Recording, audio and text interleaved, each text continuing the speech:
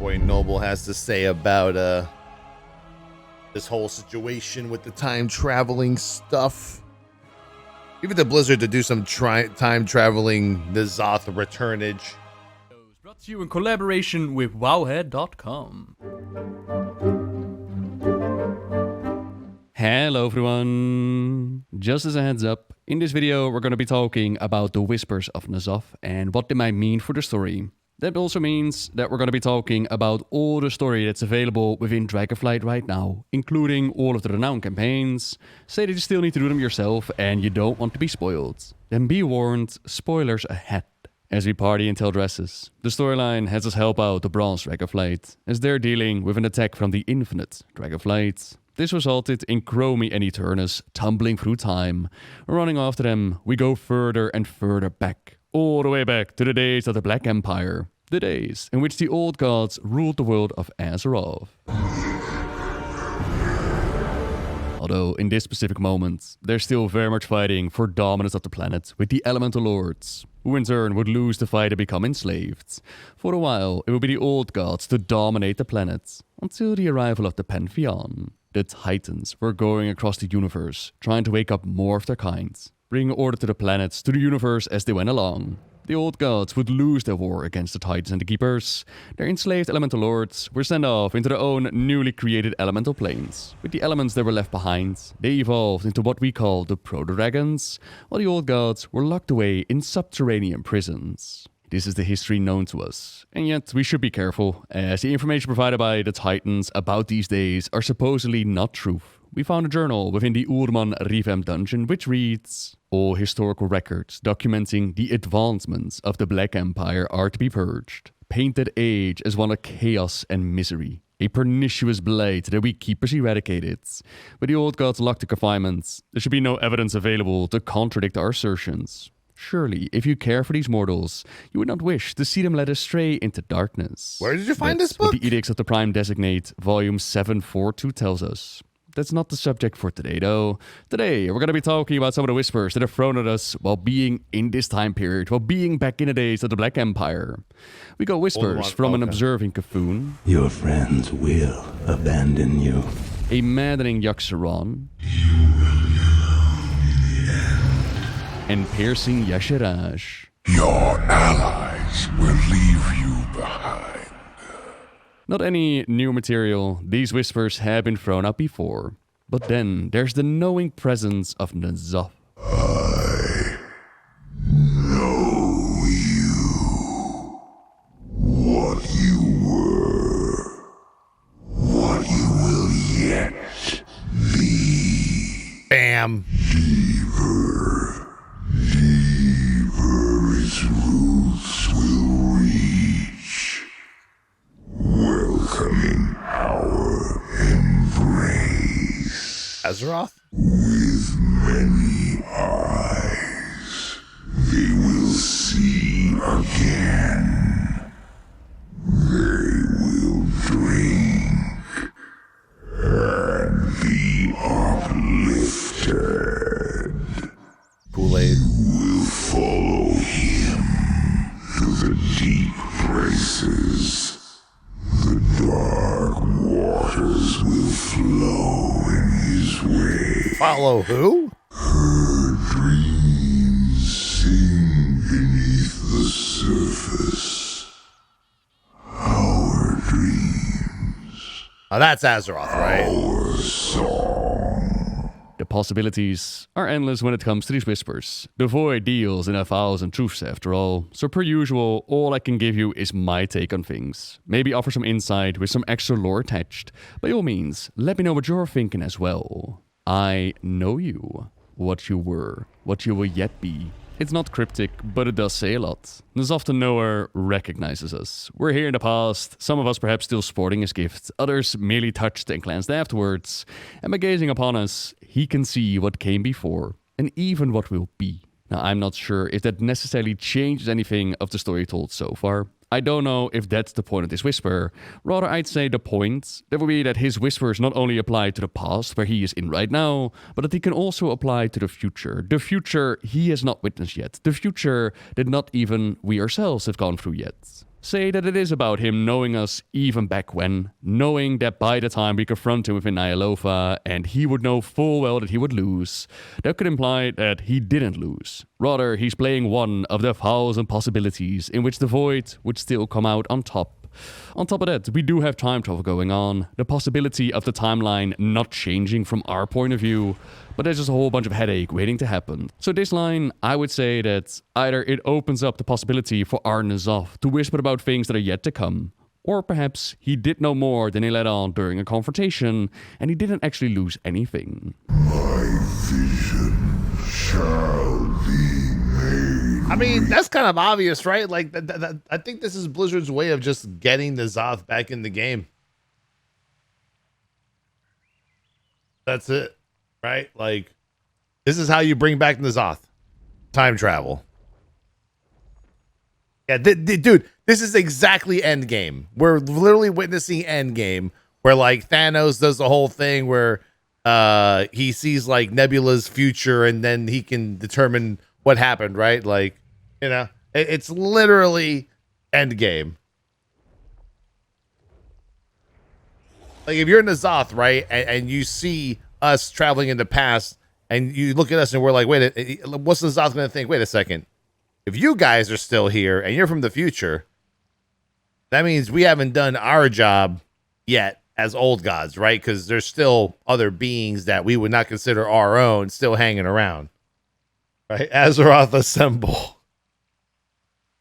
I feel like we'll never get rid of N'Zoth. I mean, we shouldn't, because he's still there. This whole entire storyline pretty much proves that he's going to be around, because he's had, what, 10,000 plus years to figure out how not to die. Technically, he's witnessed every little thing that has happened, and now kind of knows what to do. Complete the circle. Open the way. For an old god who claims to see everything, you are blind to the threat before you. Her dreams sing beneath the surface. Our dreams, our song. For the her, I'm putting my money on the world soul of Azeroth, the Titan spirit inside, as Sargeras, coming upon a different soul. It's been described like this. He was drawn to the remote corner of the Great Dark, where cold void energies radiated out from a black and desiccated world.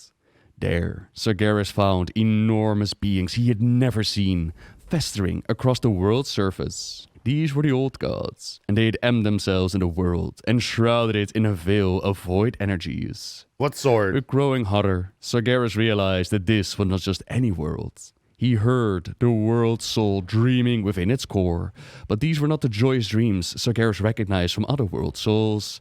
They were dark and horrific nightmares. The old god's tendrils had burrowed deep, enveloping the slumbering Titan spirit in shadow. Her dreams sing beneath the surface. Quiet now, but her voice will awaken the others. That line is from Caesura, an Automa oracle of Zereth Mortis. This and some other bits and pieces, and the people wonder what exactly is hiding within Azeroth. Could it be that the pre-described spirit of Azeroth could also be a so-called first one rather than a Titan?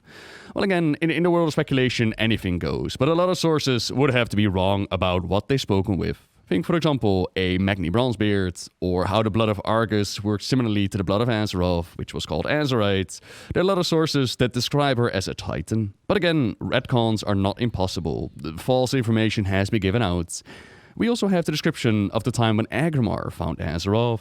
It was during these long and lonely journeys that Agramar sent something extraordinary. The tranquil dreams of a slumbering world soul billowing across the cosmos. The song of life led him to a world that the Pantheon had not yet discovered.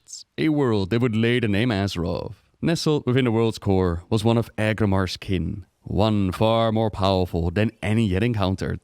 The spirit was so mighty that Agramar sensed his dreams, even through the din of activity that rattled across the world's surface. Yet as Agramar drew closer to Azeroth and beheld the world, horror seized him. Void energy shrouded the world's surface like a layer of diseased flesh. From the ruined landscape, the old gods and the Black Empire. Miraculously, the nascent Titan spirit remained uncorrupted, but Agramar knew it was only a matter of time before it succumbed to the void. This whisper, it's telling us that the old gods have taken over, which I would say applies to this time frame, this timeline. They are in control right now, and they would corrupt the world for millennia to come until the arrival of Agramar and the Titans. If we want to take this whisper into the future, you do open up more interesting possibilities, as now you gotta wonder who has Magni been communicating with. The world's soul, it was judged to be uncorrupted, but Agramar and the work of the Titans and their keepers, that was aimed at giving Azeroth a chance to heal and grow. They brought order, imprisoned the old gods, put machines in place to keep that spirit going and growing. But at the same time, this was the first time they tried to do anything like this. Asagar's thought that there was no other option but purging a Titan spirit once it got infected by the old gods.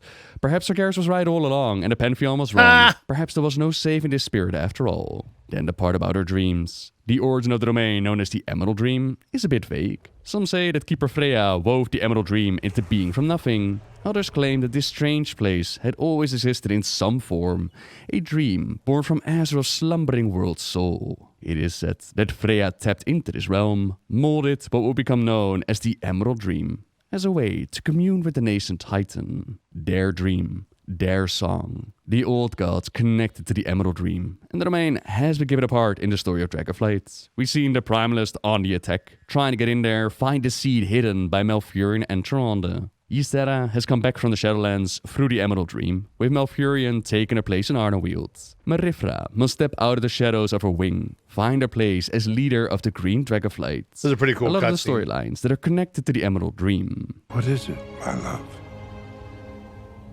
Just a feeling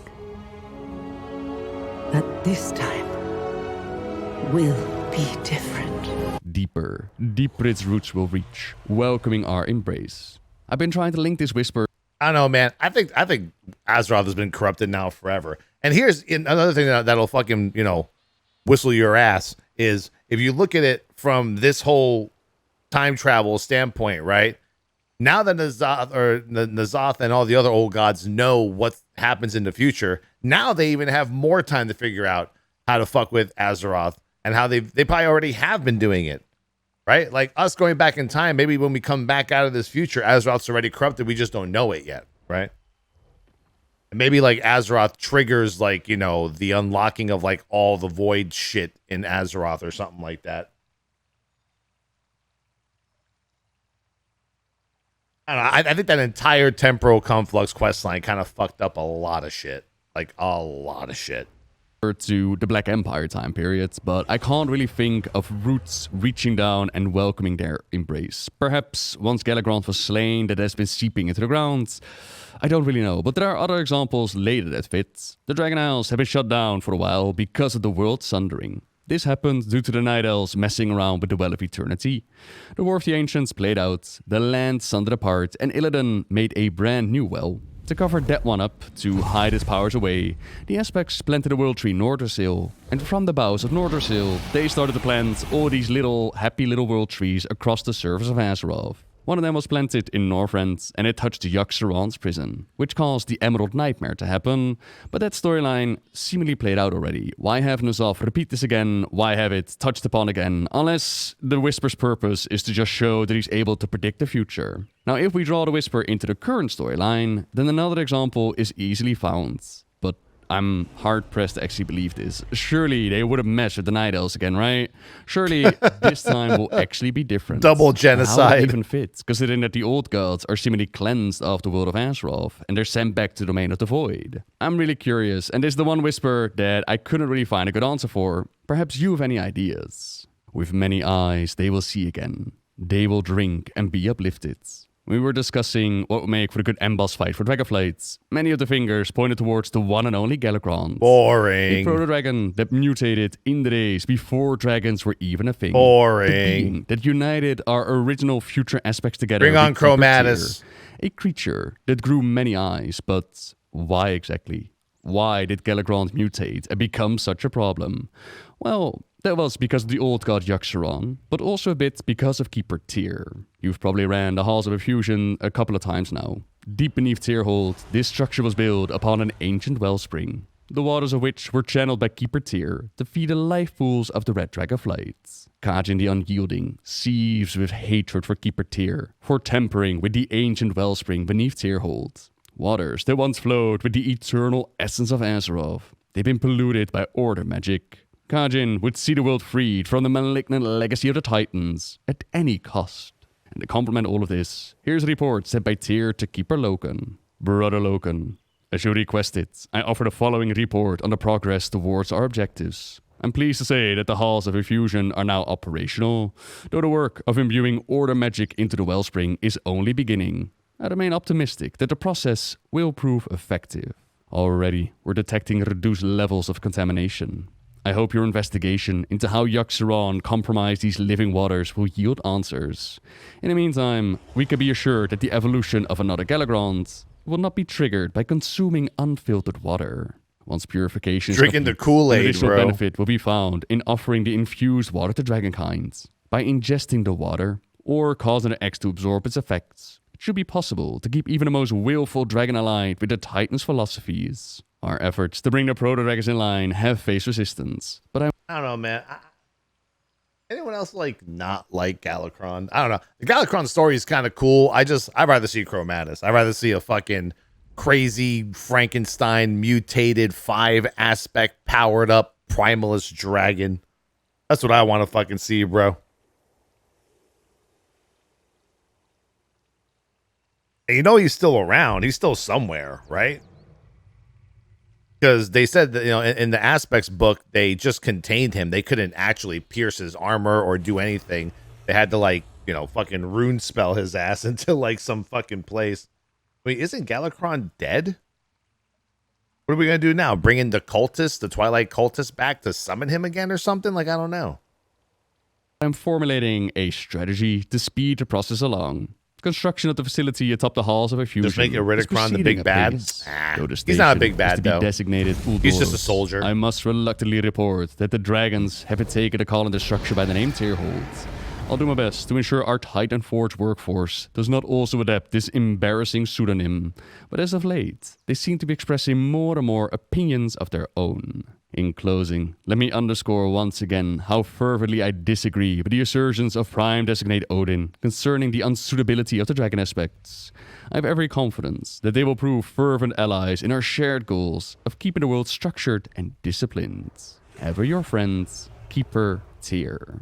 These waters were touched by Yogg-Saron, which led to the corruption of Galagrond, but we also read about Tyr now infused in the waters with Order magics. Do the Aspects know all of this? Do they know that they've been drinking the manipulation juices? If and when we manage to get Tier 2.0 up and running, will they have questions for him? Questions about the days that became Aspects. That doesn't sound politically correct, Noble. About the manipulation of the Keepers and their goals of keeping everybody aligned with Order. The Proto-Dragons defy the will of the Keepers and their alignment with Order. That's the comment of the year right there. Manipulation experimenting upon them either. My God. He studied carefully like how they to took me. in certain elements and questioned if there were any limits to the powers of the elements that they could absorb. He's blaming Yogg-Saron for Galagrond's mutation, which might be fair. Those many eyes across his body definitely scream powers of the void. I'm still the proud owner of Nozov's gift myself, but where exactly did the necromancy part come from? Why did Galagrond get the power to raise undead? What other experiments did our Tyr possibly perform? Mysteries within mysteries. Tyr always had a plan. So according to Nozov, the eyes will see again. They will drink and be uplifted. A return of Galagrond, perhaps? But what will they drink? Because surely a Gul'dan isn't just going to show up with a bunch of demonic bloods. We have this whisper. shit. You will follow him to the deep places. The dark waters will flow in his wake. I want to do a separate video with all the hints that guide to potential future storylines for Dragonflight, but one of them should be obvious. Razageth's reckless haste cost her life, and they will not make that mistake again. They will regain their Baz strength Drew. and Appreciate it, choose man. their Boogie next Duck, thank you for the moment 28 months. carefully. Then we must take the fight to them. Strike before they are recovered. That will be difficult. Iridikron's mastery of the earth will harbor them and keep them out of our reach. Our big boy threat so far, which started with the unexplained primalist and Razageth, was then followed by the release of her siblings. Fire, ice, and then the hunger of earth await down below. The dark waters will flow in his wake, potential for the events with Iridikron leading to something with a Galagrond, perhaps another mutation, maybe even those roots that we're talking about, and hopefully also a bit more nuance when it comes to the conflict so far, as we so far just align ourselves with the will of the Titans. We also still need to dive into the primalistic point of view. Razageth and the others refuse to embrace the will of the Titans. I mean, Blizzard already said that in 05 and 07 we'll know where we're going, but the core right? problem is still being forced to follow an ideology. How much different was it for the elements to be enslaved by the will of the old gods, to then be enslaved by the will of the Titans? Us mortals, we definitely prospered in a world ordered by the Keepers, and I would still argue that the days of the Black Empire, they wouldn't exactly be healthy for any of us. But from the elements' point of view, for the incarnates, for those who came first, we can definitely see where they come from. However, that's all I got for you today with these new whispers. And like I said, there's many ways of looking at them. For example... Look, man, the way I see it is old gods are 100% in this expansion. You know why? Because anytime there's been a dragon or anything that's become a baddie in our world, it's always been some dragon or some fucking primalist or something being corrupted by an old god whisper. So, you know, I wouldn't be surprised if like Iridikron is being corrupted by an old god right now. Again. Yeah, it's going to happen for sure. It could be Yogg-Saron, it could be Cthulhu, it could be something. Because in the bazillion years that the Zoth and the other old gods had time to figure out how not to lose based on us traveling back into the past on our characters for some stupid Chromie Infinite Dragonflight quest line, now we're going to see what happens.